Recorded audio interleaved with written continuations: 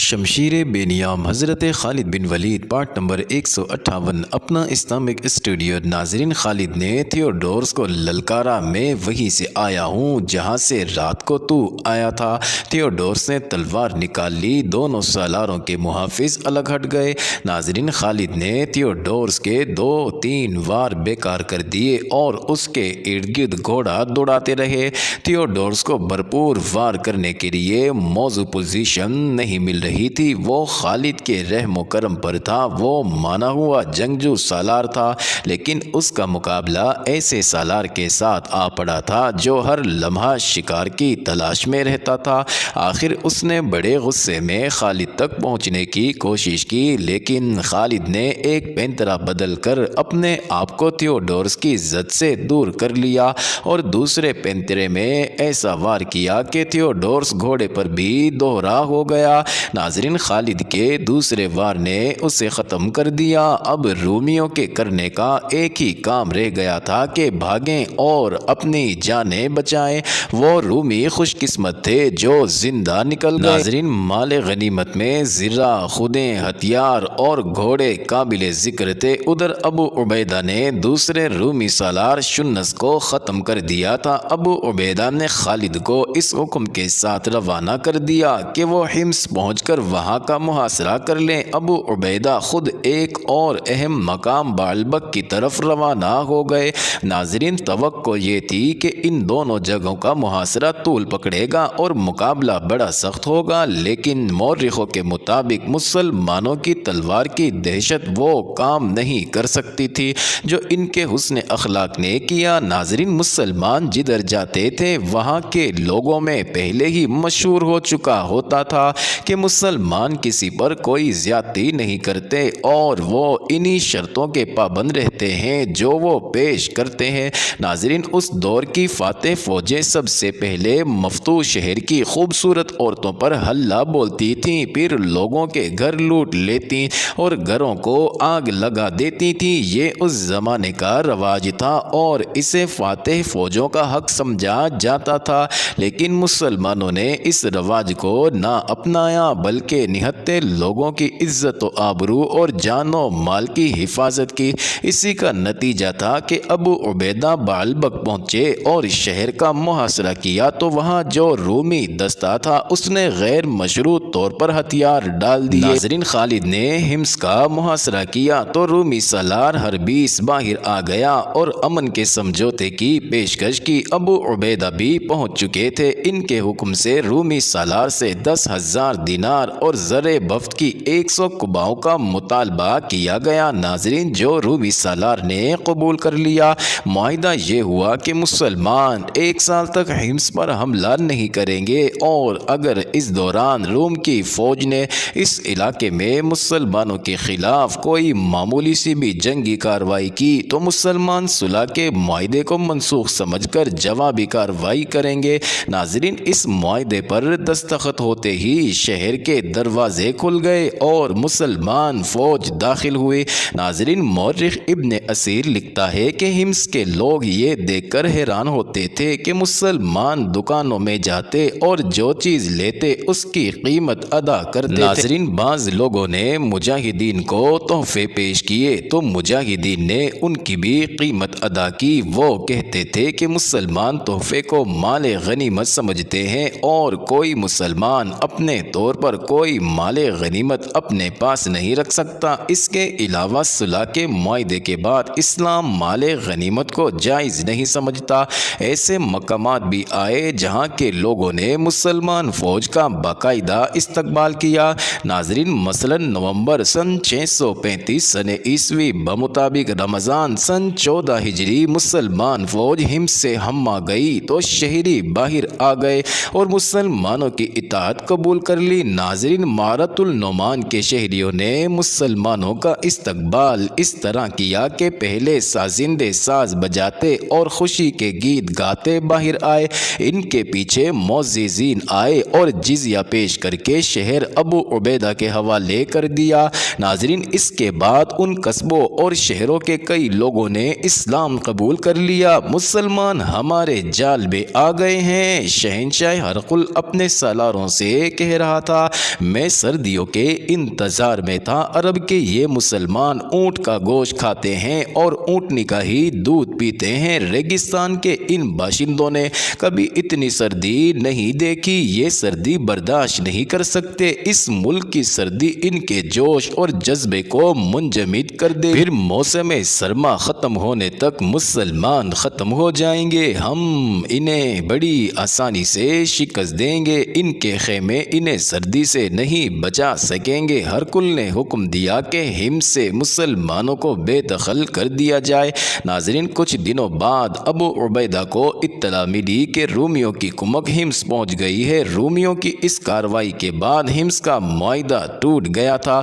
ابو عبیدہ اور خالد کہیں اور تھے اور اطلاع ملتے ہی وہ اپنے دستوں کو ساتھ لے کر ہمس جا پہنچے۔ ناظرین، خالد پہلے پہنچے تھے۔ وہ ہمس کے قریب گئے تو باہر رومی فوج لڑنے کے لیے تیار کھڑی تھی۔ خالد نے اس فوج پر حملہ کر دیا۔ ناظرین، رومی پیچھے ہٹتے گئے اور قلعے میں داخل ہو کر انہوں نے دروازے بند کر دیے۔ اس کے فوراً بعد ابو عبیدہ بھی اپنے دستوں کے ساتھ آن پہنچے۔ ابو عبیدہ نے خالد سے کہا، یہ محاصرہ تیرا ہے اور تو اس کا سالار ہے۔ یہ ایک بہت بڑا اعزاز تھا جو ابو عبیدہ نے خالد کو دیا۔ خلیفۃ المسلمین حضرت عمر کے احکام کے مطابق سالار اعلیٰ ابو عبیدہ ہی تھے۔ ناظرین، یہ دسمبر کا مہینہ تھا، سردی کا عروج شروع ہو چکا تھا۔ مسلمان اتنی زیادہ سردی کے عادی نہیں تھے، ان پر سردی بڑا ہی برا اثر کر رہی تھی۔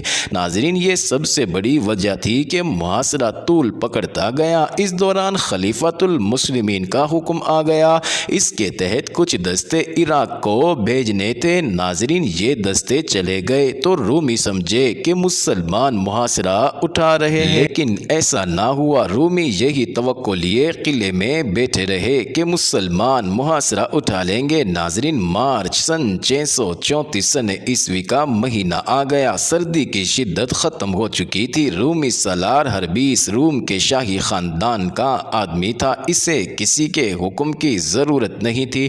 اس نے اپنے نائب سالاروں اور کمانداروں سے کہا کہ سردی کا موسم گزر گیا ہے، بیشتر اس کے کہ مسلمانوں کو کمک مل جائے اور یہ سردی سے بھی سنبھل جائیں، ان پر حملہ کر دیا جائے۔ چنانچہ ایک روز شہر کا ایک دروازہ کھلا اور 5000 نفری کی رومی فوج نے باہر آ کر مسلمانوں کے اس دستے پر حملہ کر دیا جو اس دروازے کے سامنے موجود تھا۔ ناظرین، حملہ بڑا تیز اور شدید تھا، مسلمان اس حملے کے لیے پوری طرح تیار نہیں تھے۔ ناظرین، اس کے علاوہ ان پر سردی کا بھی اثر تھا، اس لیے وہ مقابلے میں جم نہ سکے۔ پیچھے ہٹ کر وہ منظم ہوئے اور آگے بڑھے، لیکن رومیوں کے دوسرے حملے نے انہیں پھر بکھیر دی۔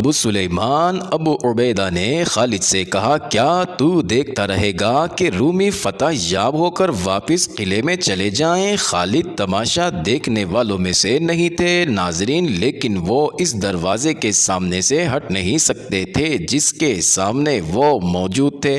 پھر بھی انہوں نے اپنا سوار دستہ ساتھ لیا اور رومیوں پر حملہ کر دیا۔ رومیوں نے جم کر مقابلہ کیا اور سورج غروب ہو گیا۔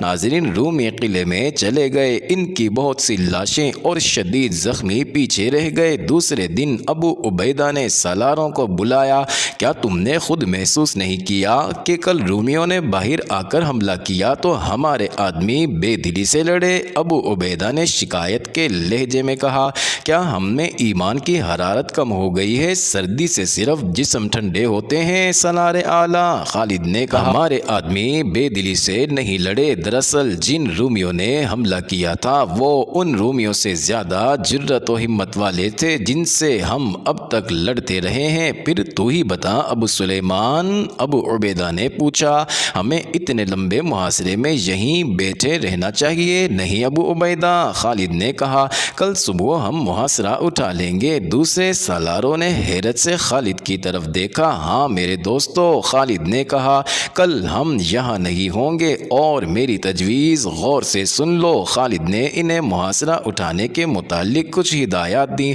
اگلی صبح شہر کی دیوار کے اوپر سے آوازیں آنے لگیں، وہ جا رہے ہیں، محاصرہ اٹھ گیا ہے، وہ دیکھو۔ مسلمان مسلمان جا رہے ہیں۔ ناظرین، سالار حربیس کو اطلاع ملی تو وہ دوڑتا ہوا دیوار پر آیا۔ اس کے ساتھ بڑا پادری تھا۔ سردی نے اپنا کام کر دیا ہے۔ حربیس نے کہا، ان میں لڑنے کی ہمت نہیں رہی، میں انہیں زندہ نہیں جانے دوں گا، ان کے تعاقب میں جاؤں گا، انہیں ختم کر کے آؤں گا۔ محترم سالار، پادری نے کہا، مجھے یہ مسلمانوں کی چال لگتی ہے، یہ منہ موڑنے والی قوم نہیں۔ وہ دیکھو، وہ اپنی بیویوں اور بچوں کو یہی چھوڑ گئے ہیں، میں دیکھ رہا ہوں۔ حربیس نے کہا، اپنی بیویوں اور بچوں کو وہ ہمارے لیے چھوڑ گئے ہیں، ان کی حفاظت کے لیے انہوں نے بہت ہی کم سپاہی پیچھے چھوڑے ہیں، وہ سامان باندھ رہے ہیں، لیکن انہیں ہم جانے نہیں دیں گے، میں پہلے ان کے تعاقب میں جاؤں گا جو حوصلہ ہار کر چلے گئے ہیں۔ حربیس نے فوراً 5000 سوار تیار کیے اور ابو عبیدہ اور خالد کے دستوں کے تعاقب میں روانہ ہو گیا۔ ناظرین، انہوں نے 2-2.5 میل فاصلہ طے کر لیا تھا جب رومی ان تک پہنچ گئے۔ جو ہی حربیس اپنے دستے کے ساتھ مسلمانوں کے قریب پہنچا، ناظرین، مسلمان اچانک 2 حصوں میں بٹ گئے۔ خالد نے گزشتہ روز سالاروں کو یہی بتایا تھا کہ رومی ان کے تعاقب میں ضرور آئیں گے اور انہیں گھیرے میں لے کر ختم کرنا ہے۔ اس کے مطابق مسلمان چلتے چلتے 2 حصوں میں بٹ گئے۔ ایک حصہ دائیں کو ہو کر پیچھے کو مڑا اور دوسرا بائیں طرف ہو کر گھوم گیا۔ ناظرین، رومی ایسی صورتحال کے لیے تیار نہیں تھے، وہ بوکھلا گئے۔ مسلمانوں نے انہیں گھیرے میں لے لیا۔